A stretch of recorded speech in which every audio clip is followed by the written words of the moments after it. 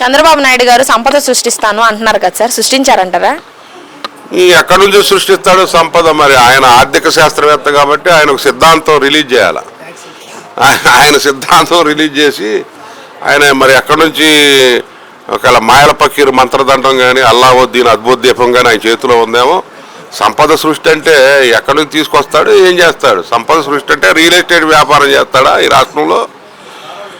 సంపద సృష్టి చేయాలంటే అసలు ముందు అసలు పన్నులు ఎంత పెంచేసారండి? పన్నులు పెంచుతున్నారు, అదేనా సంపద సృష్టి?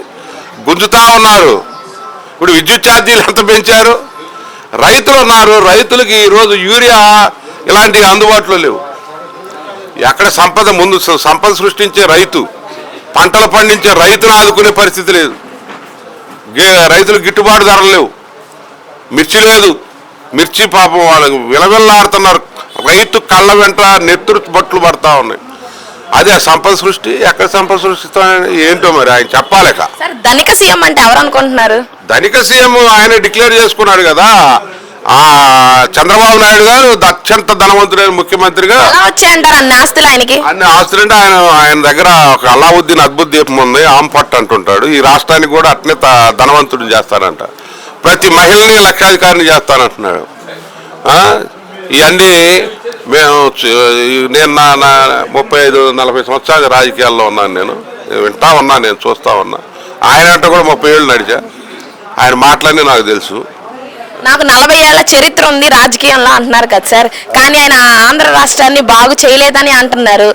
ఇప్పుడేమో నేను ఆంధ్ర రాష్ట్రాన్ని బాగు చేస్తాను, అభివృద్ధి చేస్తాను, జగన్మోహన్ రెడ్డి నాశనం చేస్తాడు అని అంటున్నారు. చేస్తారంటారా? బాగు చేస్తారంటారా ఆయన?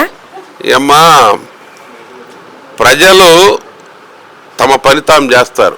ఏదో ఒకసారి 2 సార్లు మోసపోతారు కానీ ఎల్లసార్లు మోసపోరు. మీరు రేపు మీరు అమలు చేయండి, ఈ యొక్క సూపర్ 6 అమలు చేయండి మొత్తం. జగన్మోహన్ రెడ్డి గారు చేసిన అప్పుల వల్ల గవర్నమెంట్లో నిధులు లేవు, లేకపోతే చేస్తాము, ఇప్పుడు మేము చేయడానికి నిధులు లేవు అంటున్నారు కదా సార్. ఏమో నిధులు, ఇప్పుడు నువ్వు ఎలక్షన్కి వచ్చావు, బడ్జెట్ ఏంటో తెలుసు, నేను ఆర్థిక శాస్త్రవేత్తలు అంటావు, నేను ఎకనామిక్స్ చదివాను అంటావు. మరి నీకు తెలుసు కదా బడ్జెట్ ఎంత పెట్టాలి, ఎంత ఆదాయం వస్తుంది, రాష్ట్రానికి ఇన్కమ్ ఎంత, అవుట్ గోయింగ్ ఎంత, ట్యాక్స్ రూపంలో ఎంత కలెక్ట్ అవుతుంది, శాలరీస్కి ఎంత పే చేస్తున్నావు, ఇవన్నీ మీకు తెలిసి మీరు వాగ్దానాలు చేశారా, తెలియక వాగ్దానాలు చేశారా? ఇప్పుడు ఏదో నాకు అది చూస్తేనే భయం వేస్తుంది, సూపర్ 6 చెప్తే ఆ వాగ్దానాలు చూస్తే నాకు భయం వేస్తూ ఉంది, ఇప్పుడు ఎట్లా నెరవేర్చాలని.